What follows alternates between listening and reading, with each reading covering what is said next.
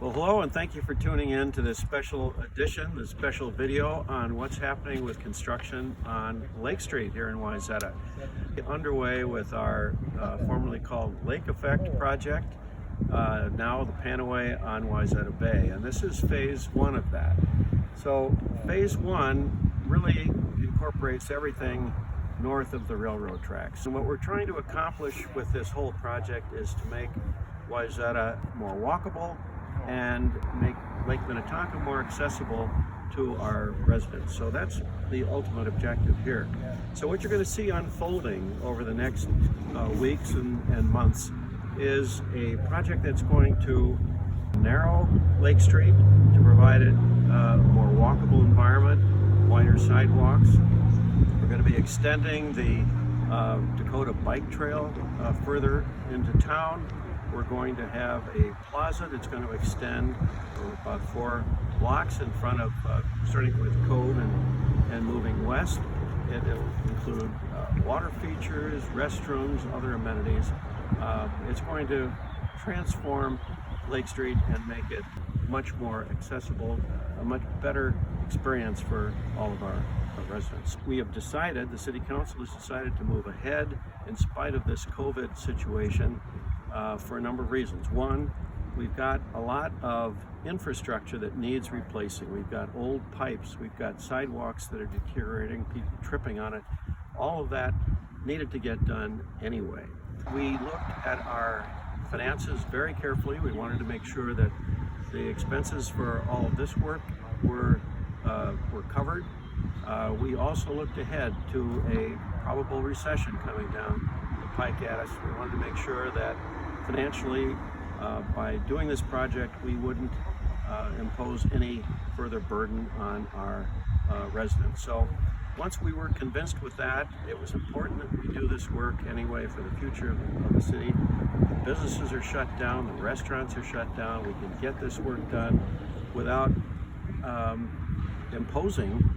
without causing great disruption and blocking people coming to our restaurants. We hope that by the time we've got the road work done in front of our restaurants, particularly on the 600 block, that the restaurants will be open, they'll have a better environment, and everyone will get back to business as usual. Anyway, that's the general lay of the land, but what I really want to do is let you know what's coming down the pike here, specifically in this construction. So for that, I'm going to turn to Jesse Houlihan and ask Jesse to tell us what we can expect. It's a really difficult time right now for us to remain open and partner with the city. We wanted to make sure that if we're providing access to work, that it's really safe and well managed work. So we have aligned some of our job site protocols as a company to be in alignment with the CDC and World Health Organization guidelines. So all workforce that's coming to the City of Wayzata job site is going to be screened before they get to the job site for any symptoms to make sure no one symptomatic comes to the site. We're using digital tools instead of connecting as much in person or maintaining our 6 feet of distance as we are when we're huddling, giving direction or working together. Thankfully with what we're doing right now, we've got a lot of people in big machinery, so maintaining that distance is not a problem.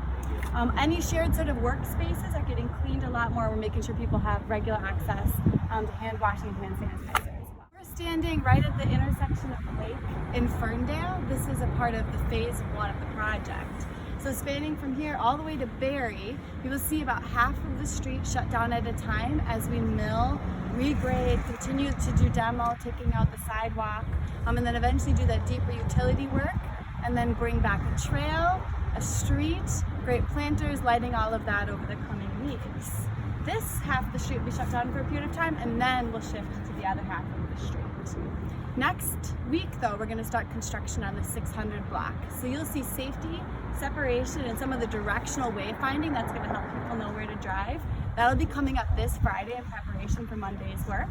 Then we're going to start doing the demo and taking down of all of the old materials over there as well before we can bring back the new. What I do want your residents to know is that throughout the duration of construction, you'll be able to walk and drive along phase one, and then phase 2 and 2B, where that 600 block area is, you will always be able to walk the distance of that building and get to any businesses that are doing takeout during that time. While you and your crew are going to be as sensitive as possible to the businesses, we at the city are as well. We're looking at a number of ways that we can help our businesses, either by deferring or forgiving licenses and fees and things like that. We understand the stress they're under. We went ahead with this project, as I said, very cautiously, studiously, with our businesses in mind, and so we're going to try to do whatever we can to make sure that they are disrupted as little as possible. We also appreciate all the patience and cooperation of all of our residents and businesses. We're going to get through this, and we are sensitive to the difficulties that everybody is having as well.